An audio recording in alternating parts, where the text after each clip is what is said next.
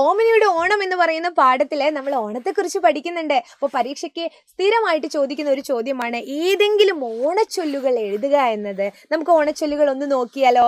ഇതാ, ഓണത്തിനിടയ്ക്കാണോ പുട്ടുകച്ചവടം, കാണം വിറ്റും ഓണമുണ്ണണം, ഓണം കഴിഞ്ഞാൽ ഓലപ്പുര ഓട്ടപ്പുര, ഓണം കേറാമൂല. ചില നാടിനെ കുറിച്ച് നമ്മൾ പറയാറുണ്ട്, ഒരു സൗകര്യങ്ങളോ അല്ലെങ്കിൽ ഒന്നും എത്താത്ത അല്ലേ, ഒരു കുഗ്രാമം എന്നൊക്കെ നമ്മൾ പറയാറുണ്ട്. അതിനെയാണ് നമ്മൾ ഓണം കേറാമൂല എന്ന് പറയുന്നത്. ഇപ്പം അങ്ങനത്തെ സ്ഥലങ്ങൾ കുറവാണ്, എങ്കിലും ഓണം കേറാമൂല ഉള്ളത് കൊണ്ട് ഓണം പോലെ.